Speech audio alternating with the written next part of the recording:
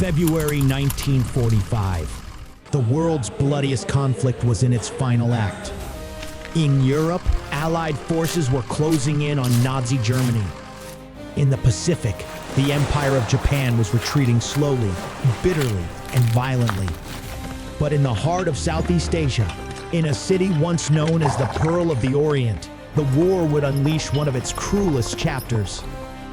This is the story of the Battle of Manila, a month-long siege that reduced a proud capital to ruins, left over 100,000 civilians dead, and remains one of the most undertold tragedies of World War II.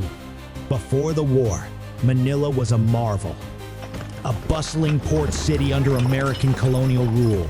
It was one of the most modern cities in Asia. Streetcars clattered through cobblestone roads. Spanish-era cathedrals towered over plazas. The Escolta was lined with Art Deco architecture and neon lights. Known for its culture, education, and vibrancy, Manila had become a symbol of progress in the Pacific. But that peace shattered in December 1941, when Japan launched its surprise attack on Pearl Harbor and simultaneously invaded the Philippines. Within weeks, Manila was declared an open city and fell into Japanese hands. Under occupation, Manila changed. The once free city now lived under curfews, surveillance, and martial law. Food grew scarce. Torture and execution of suspected guerrillas became common. The Japanese Kempeitai, the secret police, operated with unchecked brutality. Still, life endured. Filipinos adapted. Some collaborated to survive. Others resisted in the jungles and alleyways. But everyone waited for a sign that liberation would come. That sign arrived in October 1944, when General Douglas MacArthur waded ashore in Leyte Gulf and declared, "I have returned." By January 1945, American forces were moving through Luzon, inching closer to the capital. The liberation of Manila was at hand. The Allies expected a swift capture. Japanese High Command had ordered a strategic withdrawal. But Rear Admiral Sanji Iwabuchi, a Navy officer with a bruised ego and a thirst for redemption, refused to abandon the city. Disobeying orders, he dug in. Iwabuchi transformed Manila into a death trap.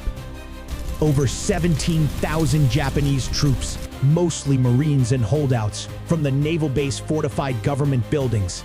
Booby-trapped houses turned schools into bunkers. They stockpiled explosives and readied for a last stand. And then, on February 3, 1945, the Americans entered the city. What followed was not a clean liberation. It was urban warfare in its most brutal form. The Battle of Manila would last a full month, February 3 to March 3, and become the only major urban battle of the Pacific War. American and Filipino forces fought building by building, room by room. Machine guns barked from rooftops. Japanese snipers fired from steeples. The Americans brought tanks down narrow streets. The air was filled with the thunder of artillery, the roar of flamethrowers, the cries of civilians. The centuries-old district of Intramuros, Manila's walled city, became a fortress. The Japanese turned it into a hellscape. To dislodge them, the Americans had no choice but to bombard it with heavy artillery.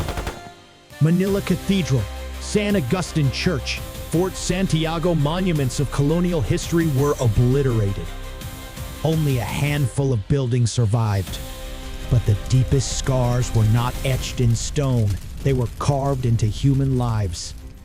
In their final acts of defiance, Japanese soldiers turned on Manila's civilians with unimaginable cruelty. Mass rapes, beheadings, whole families burned alive. Hospitals were stormed. Priests were shot mid-sermon. Infants were thrown into the air and impaled on bayonets. The worst massacres occurred in Malate, Paco, Santa Ana, and the university campus of De La Salle College, where Japanese troops slaughtered civilians who had taken shelter. Eyewitnesses described rivers of blood flowing down the streets. Survivors lived through horrors they would never speak of again. As the Americans tightened their grip, they faced relentless resistance. Japanese troops would not surrender. Many committed suicide rather than be captured. Others detonated buildings with civilians still inside. By early March, the last Japanese stronghold fell. On March 3, 1945, Manila was declared liberated. But it was a hollow victory. Manila lay in ruins. Entire neighborhoods flattened. Iconic landmarks erased. Of the city's nearly 1 million residents, over 100,000 were dead, most of them civilians. The destruction rivaled Warsaw, Dresden, and Nagasaki. Yet outside the Philippines, the world paid little attention. The Battle of Manila was quickly overshadowed by other events. Iwo Jima, Okinawa, Hiroshima. But for the Filipinos who lived through it, the pain never faded. Today, Manila is a city reborn. Skyscrapers tower over the ruins. Traffic jams clog once silent streets. Intramuros has been partially restored, but ghosts remain. Monuments mark massacre sites. Churches hold plaques with names of the murdered. Every February, candles are lit, but history books still give the battle only a footnote. The Battle of Manila was not just a military campaign. It was a tragedy of civilians.